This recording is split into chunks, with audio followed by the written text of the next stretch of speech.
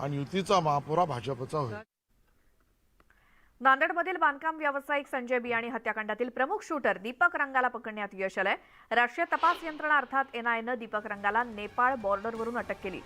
गेल्या वर्षी 5 एप्रिल 2022 ला संजय बियाणी यांची घरासमोर गोळ्या घालून हत्या करण्यात आली होती आणि या हत्येचा मास्टरमाइंड दहशतवादी हरविंदर सिंह रिंदा असून दीपक रांगासह आणखी एका शार्प शूटरनं बियाणी यांच्यावर गोळीबार केला होता। दरम्यान दीपक रांगा याच्या ओळख परेडसाठी नांदेड पोलिसांचं एक पथक पंजाबमध्ये दाखल झाल्याची माहिती पोलीस सूत्रांनी दिली।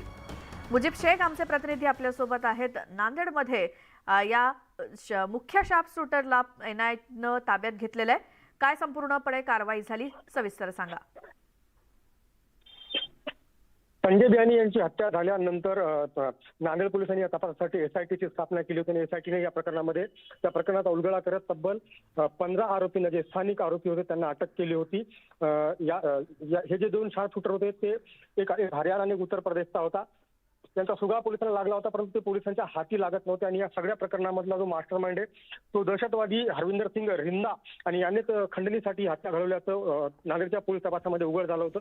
परंतु जे 2 शार्प शूटर जे होते ज्यांनी प्रत्यक्ष गोळीबार केला होता हे पोलिसांच्या हाती लागत नव्हते। काही दिवसांपूर्वी एक जो शूटर जो गाडी चालवत होता त्याला दिल्ली पोलिसांनी ताब्यात घेतलं होतं आणि त्यानंतर ही दुसरी खूप मोठी उपलब्धी मानावी लागेल की हा जो आरोपी आहे दीपक सांगा याला काल एनआयएने नेपाळ बॉर्डरमधून अटक केलेली आहे। हाच आरोपी जो आहे तो मुख्य जो शूटर आहे या प्रकरणामधला, याने अगदी जवळून संजय बियाणी यांच्यावरती गोळ्या झाडल्या होत्या। त्याची ओळख परेड करण्यासाठी नांदेडचं एक पथक सध्या पंजाबला दाखल झालेलं आहे आणि एकंदरीत हे प्रकरण पाहता हा जो आरोपी याच्यावरती अनेक गंभीर गुन्हे दाखल आहेत, दहशतवादी कारवायांमध्ये देखील हा सहभागी आहे। त्याच्यामुळे तो एनआयएच्या आणि वेगवेगळे जे आपल्या तपास यंत्रणा आहेत केंद्राच्या त्यांच्या ह्याच्यावर होतात टार्गेटवरती, त्यानुसार याला अटक करण्यात आलेली आहे। आणि आता एकंदरीत हे प्रकरण पाहता एकतर या बियाणी हत्याकांडामध्ये दहशतवादी रिंदा हा देखील सहभागी आणि हे जे 2 जे शूटर आहेत ते देखील अनेक दहशतवादी कारणांमध्ये सहभागी आहेत। त्यामुळे हा जो तपास आहे नांदेडच्या संजय बियाणींचा हा तपास देखील आता एनआयएकडे जाण्याची शक्यता सूत्रांची माहिती देखील आहे। मुजीब धन्यवाद या सगळ्या माहितीसाठी।